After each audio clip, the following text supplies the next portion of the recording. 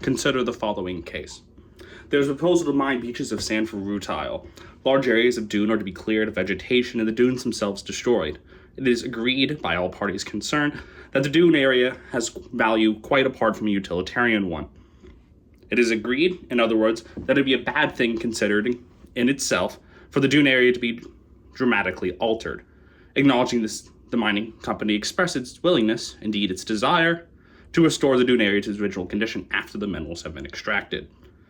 The company goes on to argue that any loss of value is merely temporary, and that the full value will, in fact, be restored. In other words, they claim that destruction of what has value is compensated for by the later recreation of something of equal value.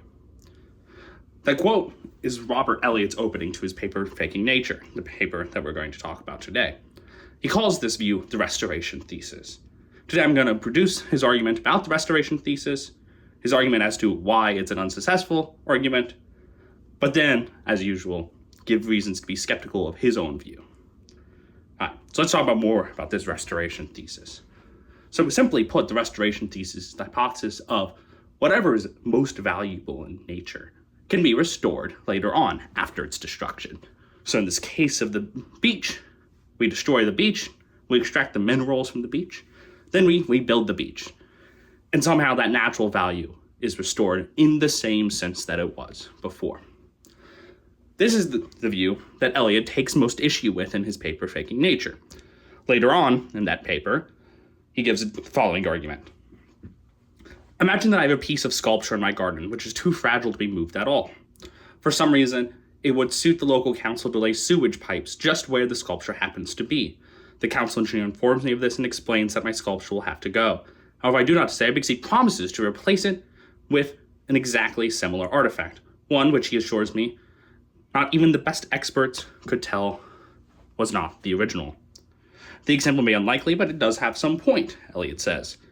Well, I may conclude, he says, that the replica would be better than nothing at all, and maybe not even concede that, he mentions. It is utterly improbable that I would accept it, that is again, he, Robert Elliot, accept it as full compensation for the original. Nor is my reluctance entirely explained by the monetary value of the original work. My reluctance springs from the fact that I value the original as an aesthetic object, as an object with a specific genesis in history. This genesis in history, or more precisely, the origin of the object, is going to play a lot of the thoughts in his argument later on. He alternately gives the argument in a different form. He imagines a promised Vermeer, and then once the birthday comes around, he's given instead a perfect mimicry of that Vermeer, down to the very brushstroke. He contends that someone who tries to reassure him that it is indeed the exact physical object is missing the point of what makes these cases valuable. There's something in artistic objects, particularly, that requires a specific genesis or origin. And he argues that natural environments are like this. We value at least some natural environments because they have this natural history. Okay, so that's our set. I think this is a misdiagnosis. I think it is better to think about the wrong of environmental devastation as rather one of the process of destruction and waste. I think it's strange to think that there's somehow something in principle wrong with future restoration. I think we should be skeptical of those for practical reasons. Consider an imperfect analogy. Imagine someone dies wrongfully, and then you go to the lawsuit, as often happens, seeking compensation. The person then stands and they say something along the lines of, oh, well, it'd be wrong for me to compensate you. It would somehow undermine the value of the original person. It disrespects them in some sense. You could think that. You could think that there's something disrespectful about putting a price tag on a life. But that doesn't in principle say that the idea of compensation is wrong-headed, or that it's impossible to do this kind of endeavor. So I think it's an imperfect analogy, but I think it's one that captures the motivation of my view that I'm going to express more today. I think we are naturally disposed to be uncomfortable with natural destruction. Even if we look at, say, the world as it is even without people, we're uncomfortable with the idea of tornadoes and earthquakes and hurricanes, things that devastate areas. At the same time, though, those are parts of nature, and I think that specifically Elliot doesn't take this seriously enough. Those disasters are natural. Destruction does play a role in nature, but it's our responsibility that's the key question in play when it comes to restoration projects. Let's look at Elliot's position first, and then we'll walk through it in steps as to why I think his position is at least questionable.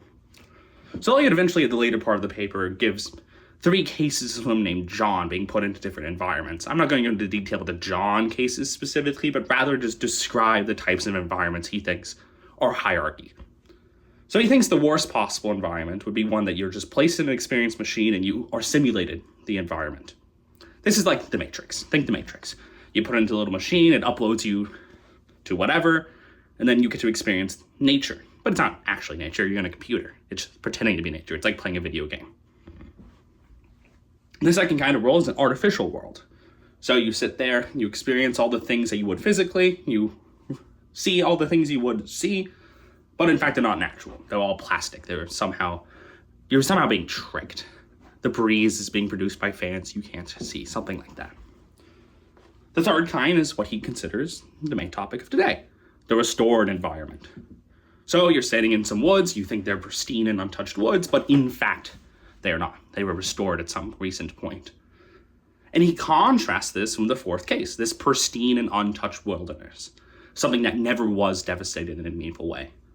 And he thinks that these 4 environments are hierarchically organized, that the simulated environment is worse than the artificial environment, that the artificial environment is worse than the restored environment, and that the restored environment is worse than the pristine environment. He thinks this is strict, and he thinks this is the best explanation of natural value. I'm going to question in the rest of this video each of these steps individually in reverse order. So we're going to start with the pristine argument, question that, then we'll turn to talking about first restored, then artificial, and then we're going to talk about this idea of simulated environments. All right. To look ahead, I'm going to show that things are stranger in the world than we may think at first.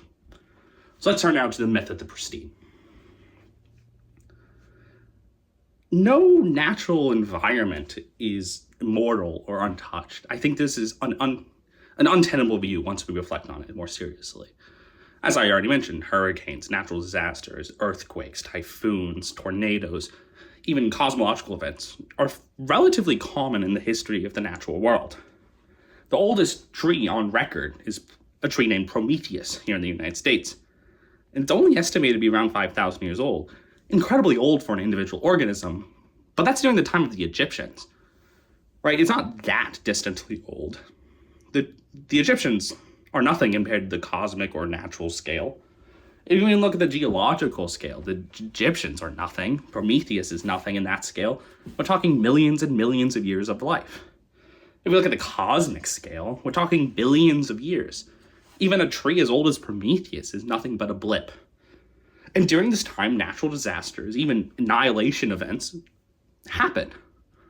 The meteor wipes out the dinosaurs. Most obviously, most famously, something that's in our consciousness as a society. And yet we walk around these woods very commonly, such as the Shenandoah Valley, in my home state, Virginia, which I'll come back to talking about later. And we pretend like it's pristine because we're so familiar with it. We couldn't imagine a world without these forests and mountains. The mountains look immortal to us. If you go and look at the Rocky Mountains for the first time ever, it's as if they've always been there. But that's not true. They're actually newer than the Appalachian Mountains. That's why they're sharper. They haven't been eroded as much. Everything is in constant change. So what in principle makes restoration different than that process of destruction and rebirth? I don't really see an in principle difference, except our role in it. But then the explanation is not in this question of natural value, but rather the way that we think about our relation to the natural world. That's a different kind of explanation, and not the kind of explanation that works for his initial analogy between artifacts and paintings and natural environments. So I don't think we should think about the pristine versus the restored environment as some important in-principle distinction that explains natural value. I don't have this intuition that if I stand in a restored environment thousands of years later that I've somehow been deceived or tricked. So I don't think that part of his argument stands up to scrutiny. Let's turn now to the nature and construction of nature. I know that's a funny title. Humanity. We often think about ourselves as the builders of the natural world, or just the world around us. We do massive environmental engineering projects all the time. We build levees, we help erosion, we do erosion control, we prepare for natural disasters, we intervene when it comes to endangered species, so on and so forth. We don't just do a hands-off approach to natural. It'd be strange for us to just, in some way, isolate ourselves. If we just go and live in mega cities with these big walls and then everything else gets reclaimed, maybe you'd think that'd be a better world, but it's certainly not the kind of world we live in now. And we, that is humanity, aren't the only builders in the world. The bees build hives, and their hives are fairly sophisticated. They're even able to fan and produce ventilation in their own hives. Beavers use refuse and tree limbs to build dams that block rivers. Right? Birds, most obviously. They pick up twigs and build nests with pretty much anything they can find, pretty much anywhere they can. So again, we run into the same kind of problem as with the pristine versus restored environment. What, in principle, makes nature left to its own devices versus nature in this more constructed sense, this more interventionalist picture of the natural, in principle different? I think one intuition you could have that's plausible is just the scale. We're able to do way more than the other animals are. Yeah, I think this is true. I mean, we're in the context of climate change. And I think you'd be hard-pressed to reasonably reject something like climate change is happening, so I'm not even going to take that seriously here. Impact and scale make us stand out, yes. But that also seems contingent on just us being like a technological apex species, not something that in principle sets us apart. We could live in a different world in which humans aren't the ones doing this kind of thing. We could live in a world in which the octopus or the dolphin is the apex species, and they don't even think about the land, right? We don't think about the deep ocean very much. It'd be strange for us to think about the deep ocean because we're not around it. We're not actively involved in it in our everyday lives. So I think if you're going to draw this kind of hard line between the natural and the constructed, I think you're going to run into a lot of peculiarly strange cases, right? If natural just tracks non-human, maybe, but I think that would be, in some ironic way, setting ourselves apart unreasonably, right? No, the bee builds in some sense. Is beeswax natural? No, if there were no bees, there'd be no beeswax, right? That doesn't make sense to me. That's not to say I think there's like a strict distinction or a strong way to say one way or another. I think that would just be a linguistic confusion, but it's not something that's explained by specifically Elliot's view. Again, and I think Elliot's view is intuitive, and I think it's plausible, but there's more to say here. That being said, let's continue along. So we're going to turn now to talk about plastic worlds and metal worlds. Imagine the worlds of sci-fi. What makes a constructed world, as we discussed in the previous section, in principle and eligible for the label of natural? Take the manga Blom. I always thought it was Blame, but apparently it's said as Blom, but I'm not going to question that too much because it's just a passing example here. Right? And Tsutomu's, I think it's Tsutomu Nihi. Please correct me in the comments if I'm wrong. I'm so sorry to any possible Japanese listeners. You have a solar system-sized city. So this AI system's been developed, it in the future is taken over, and it's artificially constructed this ever-expanding city that now exceeds the orbit of the planets. So most biological life, as we know it today, has been wiped out by this. Barely any carbon life survives. Imagine you're in that world. Is that city an ecosystem? I mean, living things as we know it today are still around, just not nearly as dominant. But there are other things that I think to the people living in that world, they wouldn't see a legitimate difference between. Right? We're talking about AI agents, or we're talking about monstrosities, something like that. If there was a distant and strange world to our perspective, that doesn't mean people in that situation would find that unnatural. They'd be used to it. It'd be what they were around their entire lives. Why does life as we experience here in the actual and present world get a monopoly on what we call the natural? That seems hasty. If the world radically changes, like in the case of sci-fi stories I will talk about more, does that not become the new natural? That's unclear to me. Sci-fi uses this tension between the natural and the constructed and the strange to generate its dramatic tension sometimes. Take one of my favorites, the Alien franchise. The aliens in those movies build hive-like structures, not dissimilar from the bees we discussed before. But those structures are also made with what seems to be plastic and mucus. Thus, it walks this strange line between the familiar and natural versus the unfamiliar, the foreign, and the strange. It's clearly constructed by the aliens, but it's nothing like we know. And that adds to the dramatic tension of that story, importantly. But again, if I lived in the aliens' world, putting aside the initial question of the initial interaction, if I lived in a world in which people knew about xenomorphs, there was no dispute about those xenomorphs, yeah, we would be doing biology about these strange creatures, but we wouldn't say something like they're unnatural. Yeah, maybe their origin's unnatural, like it's depicted in Prometheus, which I'm not going to talk about in more detail.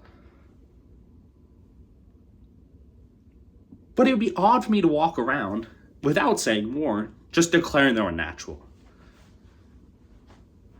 At least I think so. Maybe people will disagree with that. If you disagree about that, I'd be interested to see in the comments. But let's continue along and finish out this section. Beings, my point in here right now is that beings in a distant and strange future wouldn't care like we care in this world. Would future beings care about our world as it currently is? I don't think that either. If I lived in the world of Blom or aliens or whatever, would I care about this distant past I never knew about? No, I don't think so. That'd be like me walking around thinking about how the natural world was to the Egyptians and getting bothered I don't get to live in the world of the Egyptians. Maybe I would want that for social reasons. I think that'd be silly too. But it would definitely be silly to be like, oh, shucks, I don't get to live in the wonderful fields of the Nile in 3000 BC. It seems like an irrational way to live one's life. Again, you disagree with that, I'd be interested to see in the comments. But, yeah, I'd be unconvinced of this. And again, I think it's particularly a problem for an argument like the one Robert Elliot advances in Faking Nature. Okay, let's leave that thought there and continue along. Let's talk now about the worst kind of world in Robert Elliott's view, the simulated world. And here we're going into real serious philosophy. No, I'm kidding. Imagine now the Matrix, right? As I mentioned before, you have a world in which people are put into these machines, like a cooperative game, and they experience the world that we know it, right? So the characters in this can either take the red pill and find out the truth, or the blue pill and forget that they've even been told this truth. Yeah, so we have this interesting setup, and this kind of setup's used all the time. We call this the experience machine in philosophy. I don't know what I would think about this in the context of the discussion we're having here today. So let me walk through the reasons I'm unsure about this, and then try to wrap up the video. So take a scene from another previously mentioned movie, Aliens. So allegedly this scene I'm about to talk about is from the director's cut, which I actually didn't know. So apparently I've been watching the director's cut of my favorite movie my entire life, which is funny, but it doesn't matter. That's just a funny aside. So the camera is set up in such a way that it's zoomed in, and you think Ripley, the main character, has just been recovered. Looks like she's sitting in a forest. And then it pans out, and suddenly, oh, surprise, no, she's just sitting in like a wall that simulates it. I think this is a better example of the way a simulated environment would actually play a role in our lives. Like, I think that the idea of plugging into the experience machine is fraught for other reasons, because you're not engaged in the real world in any way. But if you were temporarily going into the simulated world and getting something from it, that just sounds like playing video games. right? I imagine most people on YouTube probably have played a video game in their life. As a matter of fact, I think people who play video games quite a lot would argue that they get some kind of like aesthetic, environmental pleasure from it in the same way as like a hike can. Not all video games, but take a game like Breath of the Wild or the Legend of Zelda games more generally. They're very well known for like their map design, their aesthetics, and their interactive nature of those games. I'm not saying that someone should live their entire life doing this kind of thing. I don't think you should take the blue pill, metaphorically. But I don't see an in-principled reason to think that there's no role for this kind of simulated experience in our lives. I think it's a little old-fashioned, frankly. Maybe I'll be wrong about that. Again, way too many things to say in one video about that. It's just, in a case like Ripley's case, she's in space. You're never going to be able to visit Earth, most likely. Take other sci-fi cases like Warhammer, right? In the Warhammer world, you'll never go to Earth. You'll probably be on like some shithole planet dying to aliens or chaos, right?